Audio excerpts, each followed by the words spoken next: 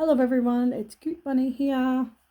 I hope everyone's having a good start to their July.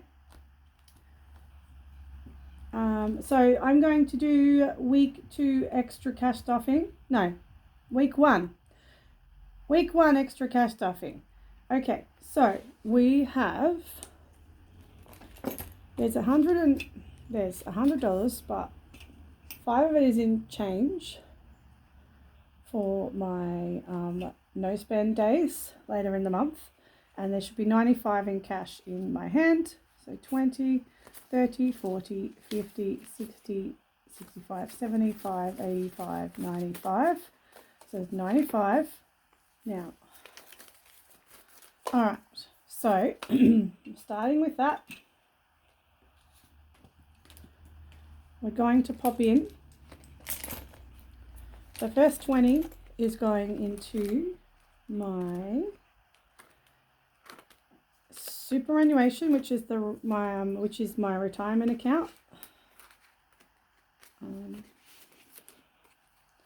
I will be putting this. I'll be condensing, taking it back to the bank, probably making a deposit to my super about every 3 months. I thought maybe maybe every quarter-ish.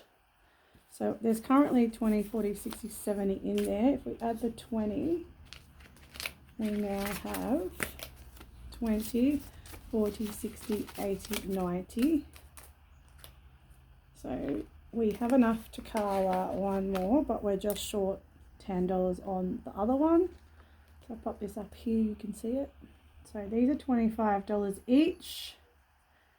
The cat's not very settled at the moment. She's just wandering around. Hopefully she's going to get up on the couch and go to sleep. She'll have had a lunch. Okay. All right. So we have 75 marked, and I've got $10 to the next one, which will be 100, and that will come next week.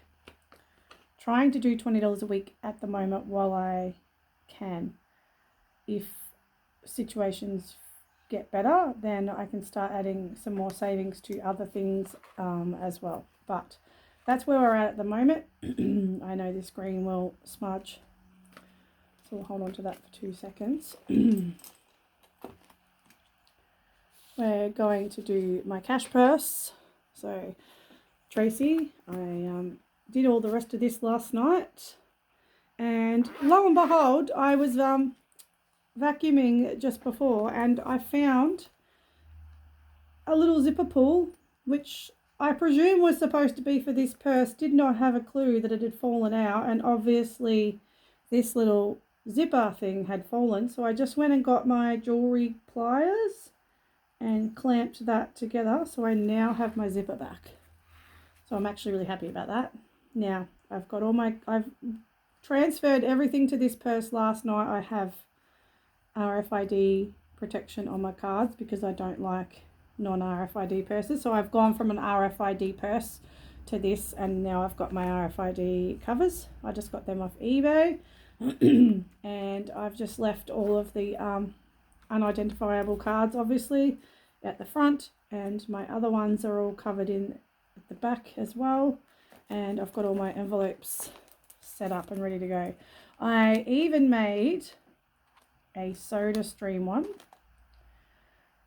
The dining out and the petrol sometimes will be fuel cash based. A lot of the time it's just on the bank from my card. The dining out doesn't have money going in, but may try and put a little bit in here and there out of rollover. Grocery buffer needs to be built up because I bought some shakes, things on special in the last week. That is my outings with my kiddo. I know what that is. And I've just put a SodaStream one in this morning, and I've just popped $10 in there, and I've left the other money for the SodaStream in my other folder. That doesn't come out with me. This is coming out with me. I don't need a whole bunch of money in this. This is my movie money. I need to find the $2 out of my handbag from last movies the other night. Pop it in there, and then I've got another movie's worth. And there's a spare one if I so choose to have. I could make this into my spending buffer just for me for stuff. So when it builds up into that one, very noisy cars around this neighborhood. So if this one builds up too much, instead of using it as a rollover, I'm going to pop it in. I'll probably pop it in the back, and that becomes money for me to buy little things online and do whatever, because I'm finding that I'm a bit short on that kind of thing. Since I've been banking the money in my allowance, like my spending and my miscellaneous, since that's been banked and it's designed for next year, I've stopped putting little bits into the bank for myself. So I'm going to try and do that, and then I can just bank that and then use it. So Pepsi Max, because I needed some sugar. I got a bit of a headache today, so I've got to get some filming done. All right, so let's get back into it. We have $5 for 5 is going into the cats, and 5 is going into whatever I want. Spending, treats, whatever. So we're going to put 5 into the pet. I just bought her litter the other day, so she doesn't need any more. And since I've got money, I'm not going in there. I'm not going to put it there. I'm going to put it in shopping treats. Always looking for junk food. My junk food on special. When I say my junk food, I'm talking about the good popcorn. I've forgotten the brand. It's like that lightly sweet and lightly salty stuff. And I also buy Grain Waves because it's got less fat in it. And I still find, with no gallbladder, I can occasionally still struggle with higher fat content foods. So that is that. That is me done. I love it. I love it. That is so good. All right. So I've got to basically tick these now. All right. We're done. Next one, we're going to pop this one back. Pop that one in there. The next one, I think there's a car one in here. There is Car Extras, has $10 allocated. So we'll do that now while we're in this folder, while we're in this binder. So 10's going in, and we've got 20. So we're going to mark off 2 more number plates at $5 each. Don't have to use this tracker. I just decided to use it because I can, because it's there and I've already printed and laminated it. And this is from Dying Outlaws Games and Budgets. So that's that. This is a stainable one, so we'll just hold that for a second while I tick it off. Car Extras. Right, then there should be, is that it for that folder? I think that's it.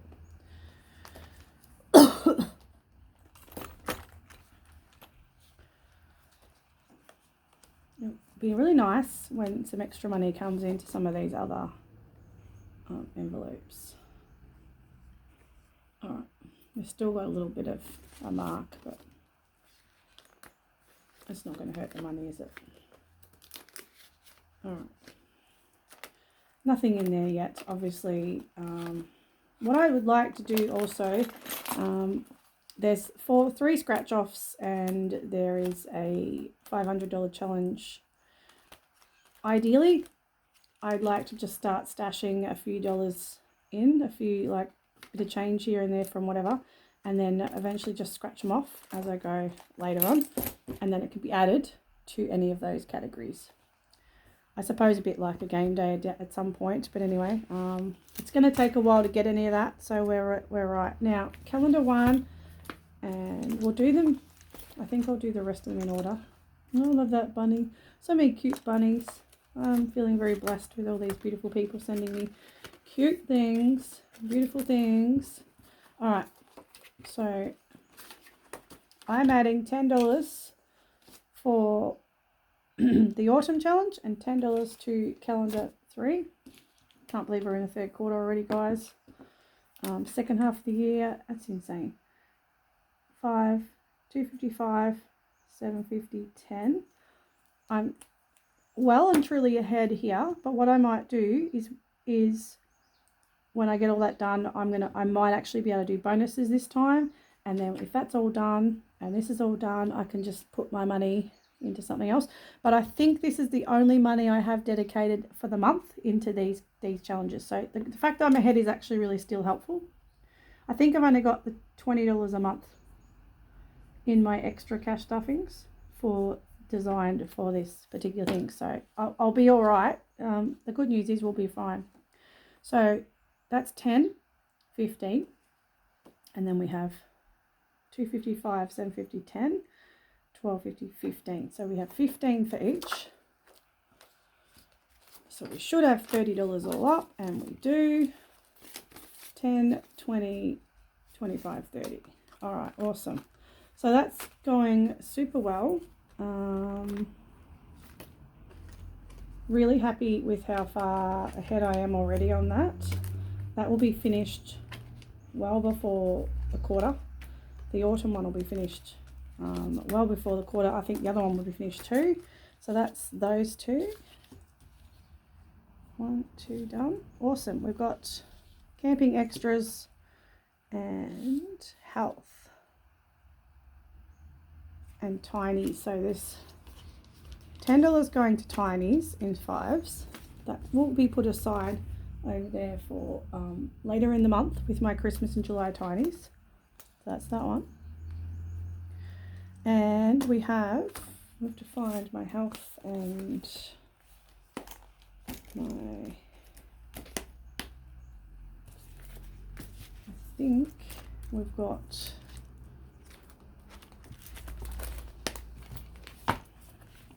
I know my health's in this one. I think the camping extras is in that one. I just had there. Anyway, I'll go back to it. No, it's in this one. Okay, cool. All right. So we have health, garden, health. All right, health. Health is getting 15. So 10 and 5 is 15. So if we add that to here, we should have, I think it's 135, 50, 70, 90, 110, 120, 25, 30, 35, 135. I had 120 in there, which is 2 massages worth. I've just added the extra 15. Now, I'm happy to leave the massaging kind of like at the, roughly 2 extras because I only have 1 a month now. I used to have 2 a month, can't afford 2 a month until I pick up consistent work, and if I have a need for the second one, because I do get really sore neck and shoulders and I get a lot of headaches. I've got a headache today, which means I'm due for a massage in the next week and a half. I might see if I can book one in for later in the week. I'll message my masseuse tomorrow and see if I might be able to squeeze in sometime later in the week. If not, it'll be early next week. So yeah, hopefully then it's not too much damage. But yeah, I'm trying to sort of spread them out roughly every 3 weeks-ish, 3 to 4, whatever. And then if I do need the extra, there's money.